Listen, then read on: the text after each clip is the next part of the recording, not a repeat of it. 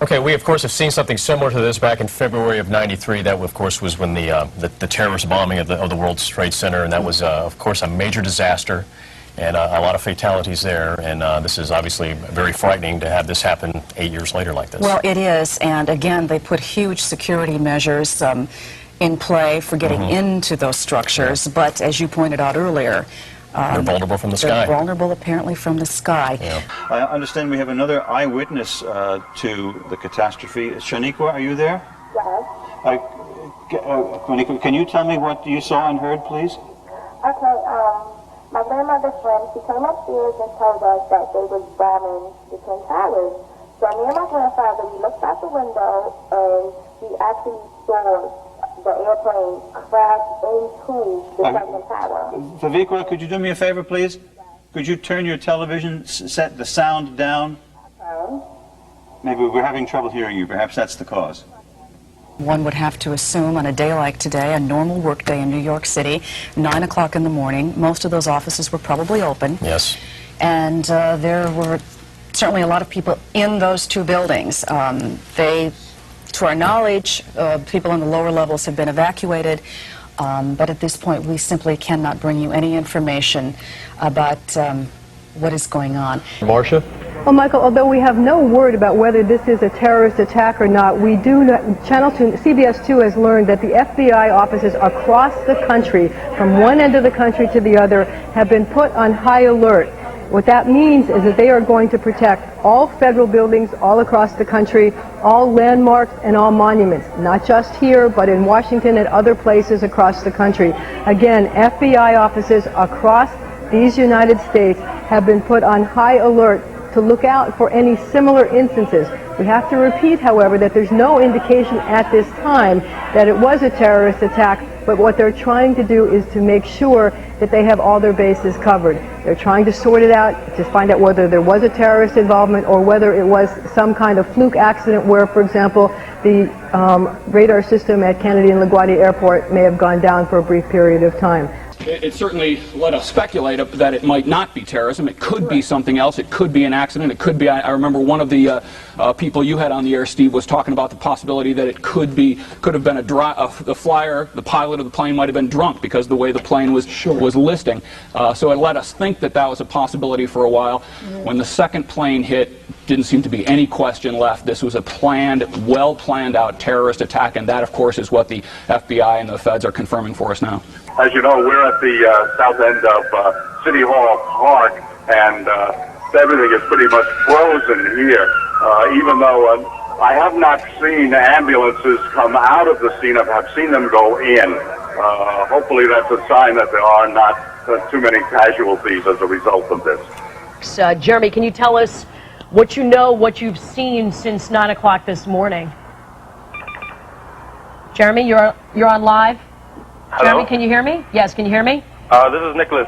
You heard both. Yes, I saw the impact on the second building. I saw the explosion come from the building on the first one. Mm-hmm. You're at Chelsea and 14th. Yeah. Well, it's like a 16th and 8th Avenue. Yeah, I'm sorry, on the 14th floor. I apologize. Yeah, not on 14th. You're a considerable ways away. Any effort there to evacuate your building? Not at this point. No. John, let me go slowly with you and we'll actually put it on the screen again, very slowly, so that we can see it come across screen. Are you able to identify specifically the type of aircraft by looking at this videotape as it comes across? Can we roll that, please? I'm watching that right as it comes across the screen, and it is more than likely not a Boeing 737. That profile, Peter, is very close to an Airbus A320, A319. And who flies the Airbus 320, 318? We have quite a few airlines. Okay, so... very few private ones. Mr. Davis, tell us the mood where you are. We were talking to a gentleman earlier who was in a high-rise closer to the World Trade Center, and he was genuinely afraid, and understandably so. Well, it is shocking. Very shocking to have witnessed. Perhaps we can be somewhat more sympathetic to what Israel is suffering at the moment. But they have not moved people out of your building? No. You said you're at Rockefeller Center, that security actions have been put into place. What do those entail? I really did not know. but we have not been told to evacuate. All right.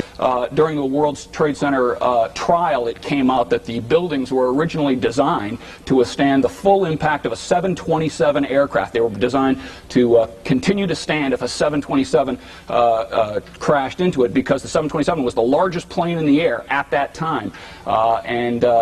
So this was well planned out. These were large aircrafts.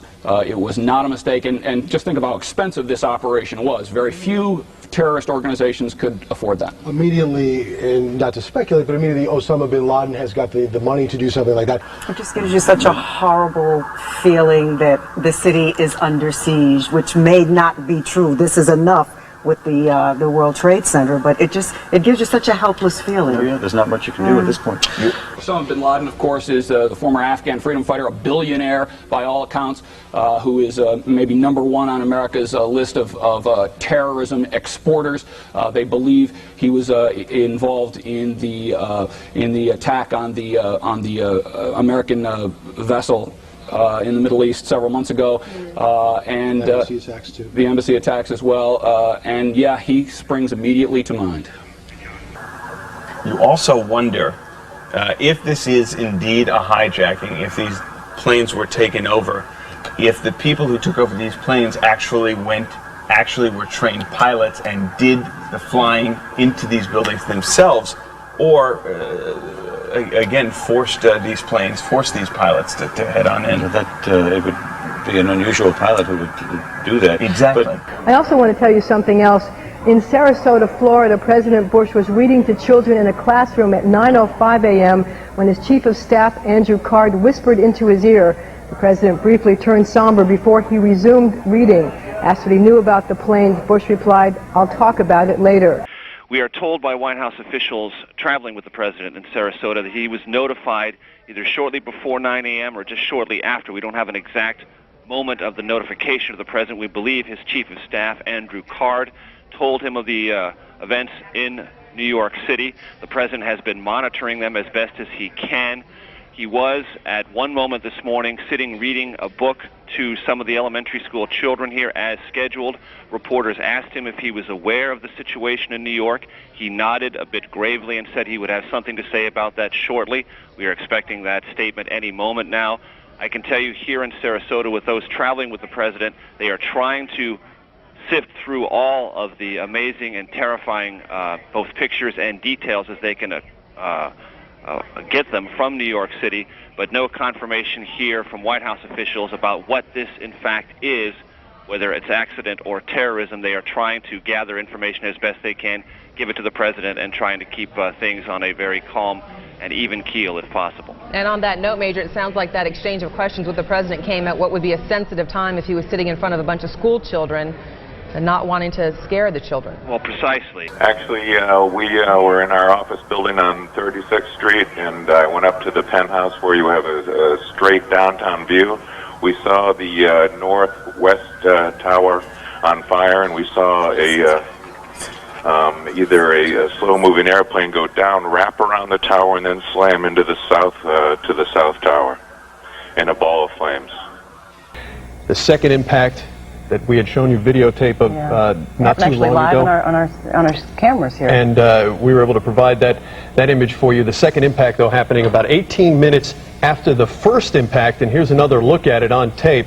Hard from our angle to tell what type of plane, or to really discern anything from that other than the obvious. We are also told that the phone service in the building, we are having a problem with the phone service. The phones don't work. Joey was saying the cell phones, you can't get out on the cell phones, Cell phones as are well. out. Yes. This would be a good time to say, by the way, for those who are using the emergency services number 911 to somehow call and check on relatives or friends. John, I think it's important to keep in mind this morning that just getting information out is a difficult thing at this time, because there are people running through the streets with their cell phones in hand, many like myself, who are unable to actually get through on the cell system. It is overloaded, and the only way for most people to communicate right now is to find a regular telephone line. Again, the FBI in Washington is reporting that they have had reports of planes hijacked before the crashes took place. So one would suspect, one would believe that the FBI was investigating hijacked planes when those planes were diverted smack into the World Trade Center, both towers. Katie, I've just spoken to top U.S. officials with the access to latest intelligence, and they said, quote, that this was clearly terrorist-related, no question about it.